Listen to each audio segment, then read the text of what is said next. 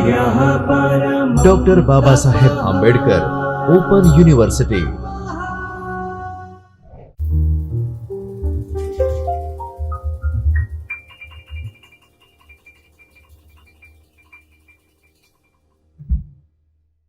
नमस्कार विद्यार्थी मित्रों, हूँ डॉक्टर दिव्येश व्यास डॉक्टर बाबा साहेब आंबेडकर ओपन यूनिवर्सिटीना चैतन्य स्टूडियोमांथी आप सर्वનું हार्दिक स्वागत करूँ છું। विद्यार्थी मित्रों, આજે આપણે આ વિડિયો લેક્ચરમાં ફ્રીડમ ઓફ પ્રેસની વાત કરવાના છીએ। Certificate in journalism and mass communication અને diploma in journalism and mass કમ્યુનિકેશનના પેપર 3 જે પ્રિન્ટનું પેપર છે ન્યૂઝપેપર એન્ડ મેગેઝિન એના 12મા યુનિટમાં freedom of press and gatekeeping મિકેનિઝમની વાત કરવામાં આવી છે અને આ એકમની વાત આપણે આ વિડિયો લેક્ચરમાં કરીશું। તો આજના વિડિયો લેક્ચરનો મુદ્દો રહેશે ફ્રીડમ ઓફ પ્રેસ। પ્રેસની સ્વતંત્રતા, શા માટે અખબાર સ્વતંત્ર હોવું જોઈએ, શા માટે મીડિયા સ્વતંત્ર હોવું જોઈએ, શા માટે એને સરકાર વિરુદ્ધ બોલવાની પણ સ્વતંત્રતા હોવી જોઈએ, શા માટે એને સામાજિક રૂઢિઓ વિરુદ્ધ બોલવાની સ્વતંત્રતા હોવી જોઈએ, પ્રેસની ફ્રીડમ શા માટે જરૂરી છે અને આપણા દેશમાં પ્રેસની ફ્રીડમની શું સ્થિતિ છે, પત્રકારોએ પ્રેસની ફ્રીડમ સંદર્ભે કઈ રીતે વિચારવાની જરૂર છે, આ બધાય કેટલાક મુદ્દાઓ આની વાત આપણે આ વિડિયો લેક્ચરમાં આજે કરવાના છીએ। વિદ્યાર્થી મિત્રો, આપણા દેશ આઝાદ થયો પછી કેટલાક આપણને મૂળભૂત અધિકારો આપવામાં આવ્યા છે। ભારતના પ્રત્યેક નાગરિકને, જે ભારતમાં જન્મ લેનાર દરેક નાગરિકને કેટલાક મૂળભૂત અધિકારો આપવામાં આવ્યા છે અને આ મૂળભૂત અધિકારોમાં એક અધિકાર વાણી સ્વાતંત્ર્ય છે। ભારતના તમામ નાગરિકને પોતાની વાત રજૂ કરવાની, એમના મનમાં જે છે એ બોલવાની સ્વતંત્રતા મળેલી છે। વિદ્યાર્થી મિત્રો, આપણે જાણીએ છીએ કે અંગ્રેજોનું શાસન હતું, વિદેશી આક્રાંતાઓનું શાસન હતું, મોગલ આવ્યા અને ઘણા બધા બહારના વિદેશી જે કંઈ શાસકો આવ્યા અને જેમાં આપણે અભિવ્યક્તિની જે રૂંધામણ અનુભવી છે, આપણે આપણી વાત, આપણા મનની વાત, આપણા વિચારો સ્વતંત્રતાથી વ્યક્ત કરી શકતા નહોતા। અંગ્રેજોના સમયમાં ખાસ કરીને વારંવાર વાત એટલે આવે છે કે જે માધ્યમો છે એ અંગ્રેજોના સમયગાળામાં, જે અંગ્રેજોનું 2 વર્ષ 2 સદીઓ સુધી જે શાસન રહ્યું આપણા દેશમાં, તો આ 2 સદીના શાસન દરમિયાન પ્રિન્ટિંગ પ્રેસ આપણા દેશમાં આવે છે, આપણા દેશમાં અખબારો શરૂ થાય છે, આપણા દેશમાં રેડિયો આવે છે અને માસ કમ્યુનિકેશન થઈ શકે એવા સાધનો, એવા ઉપકરણો અને એવી વ્યવસ્થાઓ સ્થાપિત થાય છે અને આ વ્યવસ્થાઓ થકી જે અખબારો આવે છે, તો અખબારોમાં જો સરકાર વિરુદ્ધ, બ્રિટિશ શાસન વિરુદ્ધ જો લખવામાં આવે છે તો એના ઉપર જપ્તી આવે છે, એમાં ધરપકડ થાય છે, એના પ્રિન્ટિંગ પ્રેસને સીલ કરી દેવામાં આવે છે, જે કંઈ પુસ્તક કે અખબાર મેગેઝિન છાપવામાં આવે છે એને જપ્ત કરી દેવામાં આવે છે, એની કોપીઓ નકલોને બાળી દેવામાં આવે છે। તો આ જે ઘટના બને છે એને કારણે ફ્રીડમ ઓફ પ્રેસ શું મહત્ત્વ ધરાવતો મુદ્દો છે એનો અહેસાસ આપણા દેશને થાય છે। સૌથી પહેલાં આપણે સમજી લેવું જોઈએ કે પ્રેસનો ભૂમિકા શું છે। તો પ્રેસ, પત્રકારત્વનો જે પાયાનો ઉદ્દેશ છે એ લોકો સુધી સત્ય પહોંચાડવાનું છે, સાચી વાત પહોંચાડવાની છે, જે કંઈ એમની આજુબાજુની દુનિયામાં બની રહ્યું છે એના સમાચાર આપવાના છે, લોકો સુધી અમુક વિચારો, મંતવ્યો પહોંચાડવાના છે જેથી તેઓ વધુ સારી રીતે વિચાર કરી શકે, અગત્યના મુદ્દાઓ એમના ધ્યાન બહાર ન જાય। એટલે મહત્ત્વપૂર્ણ માહિતી લોકો સુધી પહોંચાડવી એ પત્રકારત્વનો ધર્મ છે। એટલે પત્રકારે હંમેશા સાચી, ચોક્કસ, પૂર્વગ્રહ રહિત અને ખૂબ સૌમ્ય રીતે એક ડિસન્ટ મેનરમાં જે વાત છે એ જનતા સુધી પહોંચાડવાની છે. આ એનો એક પાયાનો ઉદ્દેશ છે પત્રકારત્વનો. લોકોને જાગૃતિ ફેલાવવી, લોકોને વાસ્તવિકતાથી સભાન કરવા અને લોકોને ફર્ધર એક્શન માટે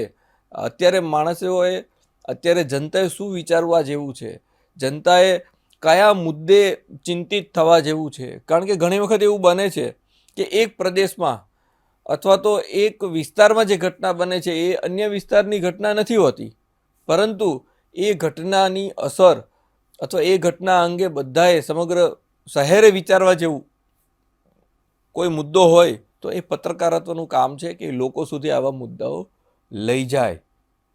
આપણે પત્રકારત્વ પાસે કેટલીક અપેક્ષાઓ પણ રાખવામાં આવે છે કે જે કેટલાક ધારાધોરણો છે, જે વ્યાવસાયિક મૂલ્યો છે, એનું પણ અખબારમાં દ્વારા, પ્રેસ દ્વારા, મીડિયા દ્વારા એનું પાલન થવું જોઈએ.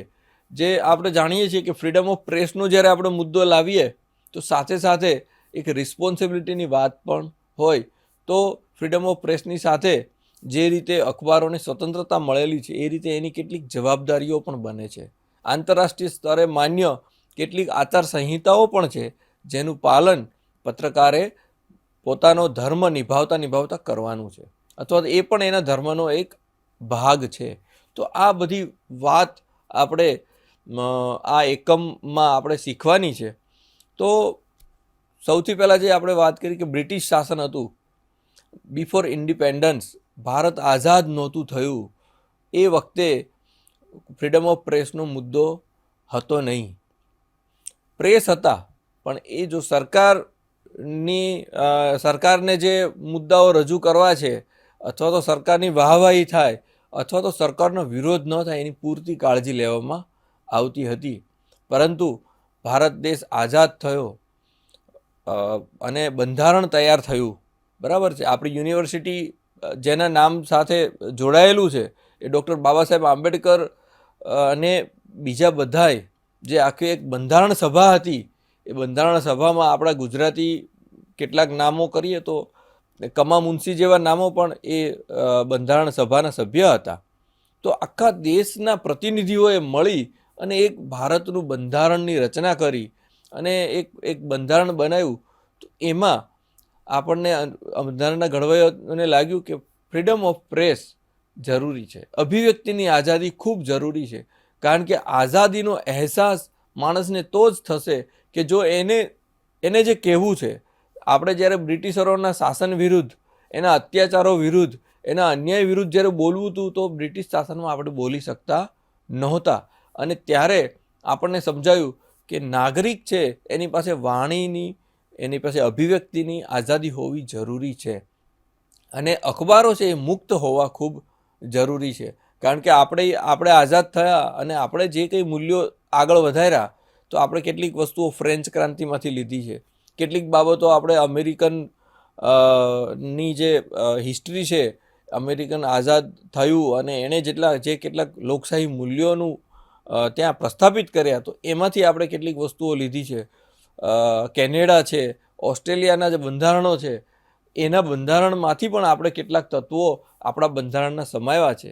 એટલે જે સ્વતંત્રતા, સમાનતાના જે બધા મુદ્દાઓ હતા, તો જે સ્વતંત્રતા હતી, બરાબર છે, તો એ સ્વતંત્રતા છે એમાં એક મુખ્ય પહેલો જ મુદ્દો આવે છે. કારણ કે જે મૂળભૂત અધિકારો છે એના જે આર્ટિકલ્સ છે તો એનો પહેલો આર્ટિકલ્સ 19 છે અને 19નો પહેલો જ મુદ્દો વાણી સ્વાતંત્ર્યનો છે. એટલે આર્ટિકલ 19(1)A અંતર્ગત આપણને સૌને અભિવ્યક્તિની આઝાદી, વાણી સ્વાતંત્ર્ય મળેલું છે. અને આ વાણી સ્વાતંત્ર્ય થકી જ આપણા જે અખબારો છે, આપણું જે મીડિયા છે, આપણું જે પ્રેસ છે એ સ્વતંત્રતા અનુભવે છે. આપણે જે વાત કરી કે આર્ટિકલ 19 છે એ દરેક વ્યક્તિને પોતાના મંતવ્યો, પોતાના વિચારો, પોતાના મનોભાવ વ્યક્ત કરવાની આઝાદી આપે છે, બરાબર છે. તમે તમારો કોઈ પણ જાતનો ડર રાખ્યા વિના તમે તમારી વાત બે ધડક રજૂ કરી શકો છો, કોર્ટમાં રજૂ કરી શકો છો, સરકારી કચેરીમાં રજૂ કરી શકો છો, તમે સંસદમાં તમારી વાત રજૂ કરી શકો, તમે ગ્રામસભામાં તમારી વાત રજૂ કરી શકો છો, તમારે જે તે અધિકારી સમક્ષ તમારો મુદ્દો રજૂ કરી શકો છો, તમારા વિચાર, તમને ન્યાય અન્યાયના મુદ્દાઓ તમે ત્યાં ચર્ચી શકો છો. તો આ જે છે એ બંધારણ આપણને આપેલો મૂળભૂત અધિકાર છે. એટલે આના અંતર્ગત આપણે આપણો મુદ્દો, આપણી વાત, આપણા મનોભાવ રજૂ કરી શકીએ છીએ અને આપણને કોઈ પણ પ્રકારનું બાહ્ય કોઈ પરિબળ છે એ આપણને આપણી વાત રજૂ કરતાં અટકાવી શકતું નથી.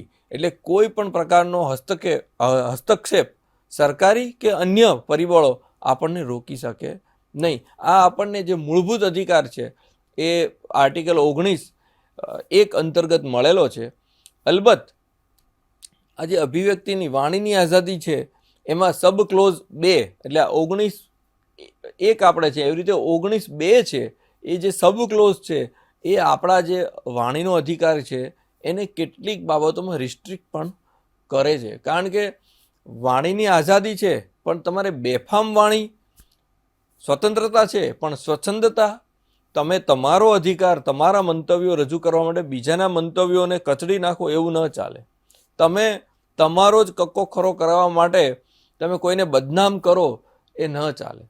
તમે દેશને નુકસાન થાય એવી વાત ન કરી શકો. તમે દેશની એકતા અને અખંડિતતાને હાનિ પહોંચે એવી વાત ન કરી શકો.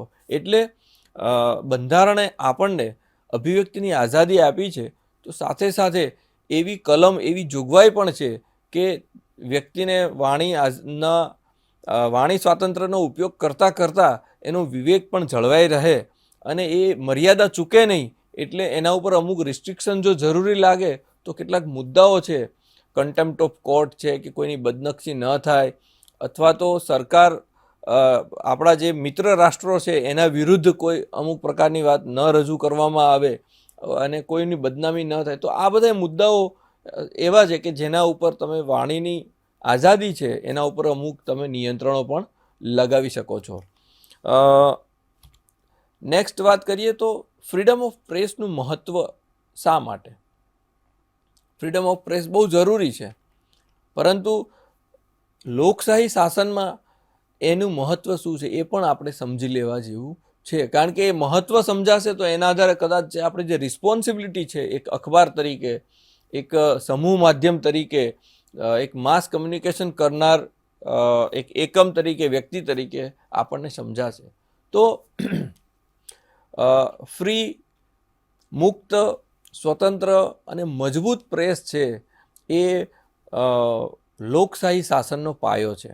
કારણ કે ભારત જેવા દેશમાં જો અખબાર મુક્ત ન હોય, સશક્ત ન હોય, મુક્ત તો હોય પણ જો સશક્ત ન હોય તો પણ અમુક વસ્તુ એ રજૂ કરી શકે નહીં, અમુક પરિબળો સામે ઝૂકી જાય. એટલે એક ફ્રી, ઇન્ડિપેન્ડન્ટ અને પાવરફુલ પ્રેસની જે અસ્તિત્વ છે એ ભારતની આઝાદી માટે, ભારતના દેશના લોકોના કલ્યાણ માટે ખૂબ જ જરૂરી છે. આ એક બહુ પાયાની વાત છે.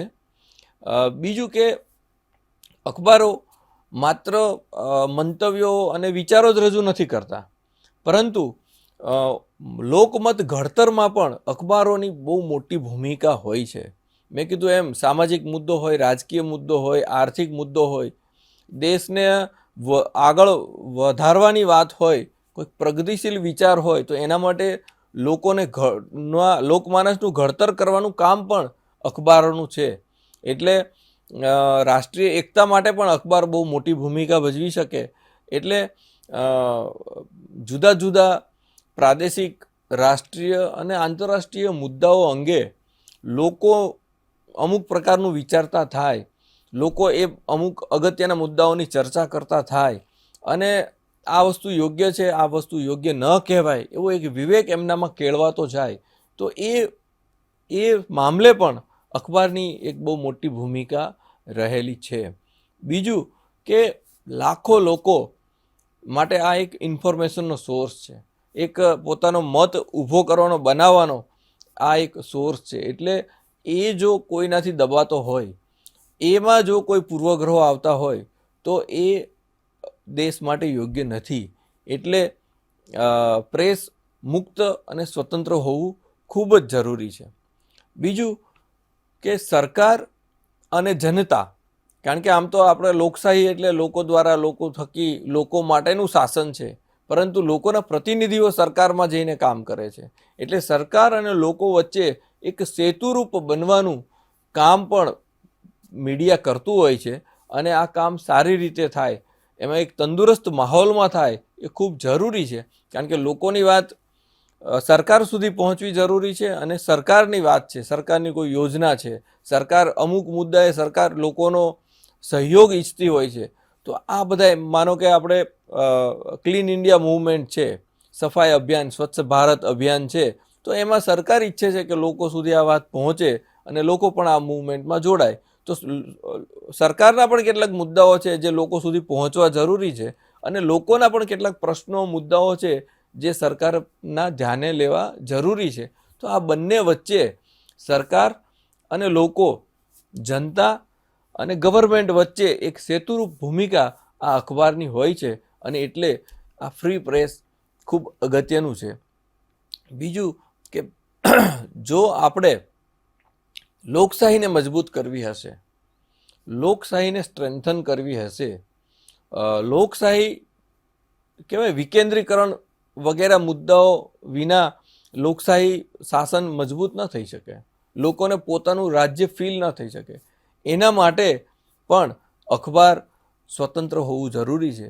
ફ્રીડમ ઓફ એક્સપ્રેશન જરૂરી છે, ફ્રીડમ ઓફ પ્રેસ જરૂરી છે. આગળના બીજા મુદ્દાઓ જોઈએ તો આપણે વાત કરીએ કે ઘણા મુદ્દાઓ હોય છે જે લોકોને ધ્યાનમાં નથી આવતા. સરકારના ઘણા બાબતો હોય છે કે જેમાં અમુક લોકોને અન્યાય થાય છે. ઘણી યોજનાઓ છે, ઘણા વિકાસના પ્રોજેક્ટ્સ છે, જેમાં ઘણી વખત એવું બને કે અમુક લોકોને અન્યાય પણ થતો હોય. માનો કે આપણે એક ઉદાહરણ લઈએ કે ભાઈ નર્મદા યોજના, બરાબર છે, સરદાર સરોવર ડેમ આપણે જે બાંધ્યો, તો એને કારણે કેટલાક ગામો ડૂબમાં જાય છે, બરાબર. કેટલાક આદિવાસી વિસ્તારના લોકોના જે ગામ છે એ પાણીમાં જાય છે. એમને નવી જગ્યાએ એમનું વિસ્થાપન થવું ખૂબ જરૂરી છે. તો એ લોકોને ન્યાય મળ્યો છે કે નહીં, આવા અનેક મુદ્દાઓ હોઈ શકે. આ એક ઉદાહરણ છે. તો એ જોવાનું કામ, કોઈને અન્યાય થયો હોય તો એને ન્યાય અપાવવાનું કામ, કોઈ વંચિત હોય એના સુધી અમુક મદદ પહોંચાડવાનું કામ, કોઈ સમસ્યાઓ, કોઈ વિસ્તાર અમુક સમસ્યાથી પીડાય છે, પાણીની સમસ્યાથી પીડાય છે કે અમુક પ્રકારની અછતથી પીડાય છે, તો એ મુદ્દાઓ રજૂ કરવાની ભૂમિકા પણ અખબારે, પત્રકારત્વએ ભજવવાની હોય છે. એટલે પણ આ ફ્રીડમ ઓફ પ્રેસ ખૂબ જરૂરી છે. બીજો આગળનો એક મુદ્દો કરીએ તો ઘણી વખત એવું થાય છે કે આપણે અખબારને ફોર્થ એસ્ટેટ કહેવામાં આવે છે, ચોથો સ્તંભ કહેવામાં આવે છે, બરાબર છે. પણ ચોથો સ્તંભ જો મુક્ત ના હોય, ચોથો સ્તંભ જો સ્ટ્રોંગ ના હોય, તો એ પોતાનું એક લોકશાહીમાં ચોથા સ્તંભ તરીકેની ભૂમિકા સારી રીતે ભજવી શકતો નથી. એટલે લોકોની વાત કરનાર કોઈ હોવું જોઈએ, સમાજને પણ પોતાનું પ્રતિબિંબ દેખાડનાર કોઈ હોવું જોઈએ. અને એ જે પ્રેસ છે, પત્રકારત્વ છે, એ મુક્ત હોવું જોઈએ. આમ આ ખૂબ અગત્યની બાબત છે. હવે પછીનો જે મુદ્દો છે વિદ્યાર્થી મિત્રો, what is freedom of press. આપણે ફ્રીડમ ઓફ પ્રેસની વાત કરીએ, પણ ફ્રીડમ ઓફ પ્રેસ એક્ઝેક્ટ શું છે? તો આપણે જાણીએ છીએ કે ફ્રીડમ એટલે મુક્તિ. તો એટલે કોઈનું નિયંત્રણ એના ઉપર ન હોય, કોઈની દખલ એનામાં ન હોય, એના ઉપર કોઈ પ્રકારના પ્રતિબંધો લદાયેલા ન હોય, તો એ તમે એને સ્વતંત્ર, મુક્ત કહી શકીએ. એટલે પ્રેસ ફ્રીડમની વાત કરીએ તો એનો મતલબ એ કે માણસને પોતાની વાત રજૂ કરવા એ મુક્ત હોવો જોઈએ. અખબારો હોય, ટીવી ચેનલ હોય, એના ઉપર કોઈ પણ પ્રકારની કોઈ અધિકારીની, કોઈ નેતાની, કોઈ રાજકીય પક્ષની, કોઈ સામાજિક ધાર્મિક કે કોઈ સંસ્થાની, કોઈ કોર્પોરેટ કંપનીની એના ઉપર કોઈ જાતનું નિયંત્રણ અથવા તો એના ઉપર કોઈ દબાણ એવું ન હોવું જોઈએ. એ મુક્ત રીતે એ પોતાનું અખબાર, પોતાની મીડિયા, પોતાનો ન્યૂઝ બુલેટિન ચલાવી શકતો હોવો જોઈએ. તો એ ખૂબ જ અગત્યનો મુદ્દો છે કે એના ઉપર કોઈ પણ પ્રકારનું આધિપત્ય ન હોય, એ મુક્ત હોય. બીજો મુદ્દો છે કે જુદા જુદા માધ્યમો છે, લોકો રજૂ કરી શકે એવા જુદા જુદા માધ્યમો છે. તો એ જરૂરી નથી કે કોઈ એક માધ્યમ, અખબારની જ આપણે વાત નથી કરતા. ટીવી છે, રેડિયો છે, કોમ્યુનિટી રેડિયો છે, બરાબર. વ્યક્તિ પોતાનું પુસ્તક છપાવી શકે છે, વ્યક્તિ કોઈ પત્રિકા, લિફલેટ છપાવી શકે છે લોક જાગૃતિ માટે, લોકો નાનું મોટું મેગેઝિન ચલાવી શકે છે. સોશિયલ મીડિયાનો સમય છે તો ડિજિટલ મીડિયા પોતાના બ્લોગમાં એ મુક્તપણે લખી શકે છે. તો આ બધા માધ્યમો છે એને પણ ફ્રીડમ પૂરેપૂરી મળે એ ખૂબ જરૂરી છે. અને બીજો એક જે મુદ્દો છે કે તમને કમ્યુનિકેશનમાં, તમે ઇલેક્ટ્રોનિક મીડિયા હોય કે પ્રિન્ટ મટીરિયલ હોય કે ગમે એ હોય, તો તમે મુક્તપણે તમારી વાત રજૂ કરી શકવા સક્ષમ હોવા જોઈએ. પ્રેસ ફ્રીડમ, ફ્રીડમ ઓફ પ્રેસના ઇતિહાસની આપણે વાત કરીએ તો આપણે જાણીએ છીએ કે જે બ્રિટિશ ગવર્મેન્ટ હતી તો એમાં ઇન્ડિયન પ્રેસ એક્ટ 1910માં ઘડવામાં આવ્યો હતો. અને પછી 1931 અને 32માં the Indian press emergency act, એટલે એક પછી એક આમાં બ્રિટિશ ગવર્મેન્ટ દ્વારા કાયદાઓ ઘડવામાં આવ્યા હતા. અને આ કાયદાઓ અંતર્ગત કોઈને કોઈ રીતે અખબાર ઉપર નિયંત્રણ હતું. અને જો અખબાર સરકાર વિરુદ્ધ છાપે સતત, તો એના ઉપર કાર્યવાહી કરવામાં આવતી. અને આ કાયદા અંતર્ગત જ એ પ્રકારની જે ફ્રીડમ ઓફ પ્રેસ ઉપર એ લોકો દબાણ લાવતા અને મુક્ત રીતે પોતાની વાત રજૂ કરવા નહોતા દેતા. આપણે બીજા વિશ્વયુદ્ધની વાત કરીએ તો બીજા વિશ્વયુદ્ધમાં પણ ઘણા લોકો હતા. આપણે જાણીએ છીએ કે બ્રિટિશ અને બાકીના દેશો વચ્ચે જે લડાઈ હતી, તો ભારતમાંથી પણ એક અવાજ હતો કે સરકાર બ્રિટનને આપણે મદદરૂપ ન થવું જોઈએ. તો આ દરમિયાન પણ એ લોકોએ ઇમરજન્સી એક્ટનો ઉપયોગ કરી અને અમુક જે અવાજ હતા દેશના એને દબાવવાની કોશિશ કરવામાં આવી હતી. અમુક અખબારોને ઉપર સેન્સરશિપ લાદવામાં આવી હતી. અને એ રીતે જે defence of India act and enforce censorship on press, એ પ્રકારની પ્રવૃત્તિઓ બ્રિટિશ ગવર્મેન્ટ દ્વારા કરવામાં આવતી હતી. અને આપણે જાણીએ છીએ કે એક ફ્રીડમ ફાઇટરમાં કોંગ્રેસની ભૂમિકા હતી. તો કોંગ્રેસની જે વાત હોય, કોંગ્રેસ જે કંઈ ખરડાઓ પસાર કરે, જે કંઈ વાત કરે, રજૂઆત કરે, એને પણ અખબારમાં સ્થાન ન આપવું, એ અને જો કોઈ આપે તો એ ગેરકાયદેસર ઠરે, એવી પણ વાત બ્રિટિશ ગવર્મેન્ટ દ્વારા કરવામાં આવતી હતી. એટલે કહી શકાય કે બ્રિટિશ ગવર્મેન્ટે આપણા જે અખબારો હતા એના ઉપર પૂરેપૂરું નિયંત્રણ લાદવાની કોશિશ કરેલી. અને લોકો પોતાની વાત રજૂ કરવા માટે ત્યારે સ્વતંત્ર નહોતા. પરંતુ આપણને આઝાદી મળે છે અને બંધારણ ઘડવામાં આવે છે 1950માં, આપણે આ બંધારણને અપનાવીએ છીએ અને એક બહુ મોટો આપણા દેશમાં ચેન્જ આવે છે. અને જેની સૌથી વધુ અસર આપણા દેશના અખબારો ઉપર પડે છે. ત્યારે ટીવી ચેનલ નહોતી, ત્યારે રેડિયો અને અખબારો હતા. તો રેડિયો પણ આપણે જાણીએ છીએ કે ઓલ ઇન્ડિયા રેડિયો છે, એ આકાશવાણી એનું નામ કરવામાં આવે છે. અને એ રીતે એ બધાયનું સુકાન ભારતીયોના હાથમાં આવે છે અને એ મુક્ત બને છે. અખબારોને એક સ્વતંત્રતા પ્રાપ્ત થાય છે. અલબત્ત આપણને આશ્ચર્યની વાત એ છે કે જે બંધારણ આખું લખાયું છે, જેમાં અભિવ્યક્તિની આઝાદી આપવામાં આવી છે, પરંતુ અલગથી પ્રેસની આઝાદીની કોઈ વાત એમાં કરવામાં આવી નહોતી. એટલે આખું બંધારણ તમે જુઓ તો ફ્રીડમ ઓફ પ્રેસ અંગે કોઈ વાત નથી, અભિવ્યક્તિની આઝાદી છે. અને આ અભિવ્યક્તિની આઝાદીમાં જ આ ફ્રીડમ ઓફ પ્રેસ પણ એમાં સામેલ છે, એવી એક વાત સમજાવવામાં આવે છે. તમે જો એકમનો અભ્યાસ કરશો તો જવાહરલાલ નહેરુ કે ડૉક્ટર બાબા સાહેબ આંબેડકરે એ જે તે સમયે આ મુદ્દે જે ચર્ચા કરેલી, એ પણ બહુ ઇન્ટરેસ્ટિંગ છે કે ફ્રીડમ ઓફ પ્રેસને એ લોકો કઈ રીતે જોતા હતા. ભારતીય બંધારણની આપણે વાત કરીએ તો ભારતીય બંધારણમાં કલમ 19(1) દ્વારા આપણને અભિવ્યક્તિની આઝાદી મળે છે. આપણને ફ્રી સ્પીચ, વાણી સ્વાતંત્ર્ય પ્રાપ્ત થાય છે. અને આ જે કેટલાક વાણી સ્વાતંત્ર્યની અંતર્ગત જ ફ્રીડમ ઓફ પ્રેસ પણ આવી જાય છે. અલબત્ત જે આપણે વાત કરી કે આર્ટિકલ 19(2) અંતર્ગત ફ્રીડમ ઓફ પ્રેસ ઉપર અમુક પ્રકારના રિસ્ટ્રિક્શન પણ લગાવી શકાય છે. તો કેવા કેવા મુદ્દે ફ્રીડમ ઓફ પ્રેસ પર રિસ્ટ્રિક્શન લગાવી શકાય, તો એ મુદ્દા જોઈએ તો 19(2) એક તો એ છે કે ભારતને એકતા, અખંડિતતા, એના સાર્વભૌમત્વને જો કોઈ પડકારરૂપ હોય એવું તમે લખી શકો નહીં, એની વિરુદ્ધ તમે લખી શકો નહીં. આપણા દેશની જે સુરક્ષા વ્યવસ્થા છે એના વિરુદ્ધ તમે કશું લખી શકો નહીં. આપણા જે વિદેશી દેશો છે, આપણા મિત્ર રાષ્ટ્રો છે, એ આપણા સંબંધોમાં કોઈ ખટાશ આવે, સંબંધો બગડે એ પ્રકારનું તમે લખી શકો નહીં. બીજું કે જે પબ્લિક ઓર્ડર છે એના વિરુદ્ધ તમે લખી શકો નહીં. એક જાહેર વ્યવસ્થા છે તો એમાં તમે અમુક પ્રકારના મુદ્દાઓ ઊભા કરી શકતા નથી. બીજું કે તમારે કોઈ પણ વાત રજૂ કરો તો એ ડિસન્સી સાથે કરવી પડે, નૈતિકતા રીતે કરી શકો. તમે અભદ્ર કે અશ્લીલ પ્રકારની વાત અથવા તો એવી રજૂઆત કરી શકો નહીં. કોર્ટનું અપમાન થાય એ પ્રકારની વાત તમે કરી શકો નહીં. કોઈની બદનક્ષી થાય એ પ્રકારની વાત તમે કરી શકો નહીં. અને કોઈ વ્યક્તિનો અધિકાર છીનવાય એ પ્રકારનો વાત તમે, કારણ કે તમને અધિકાર મળ્યો છે પણ સામેના કોઈનો અધિકાર તમે છીનવી શકો નહીં.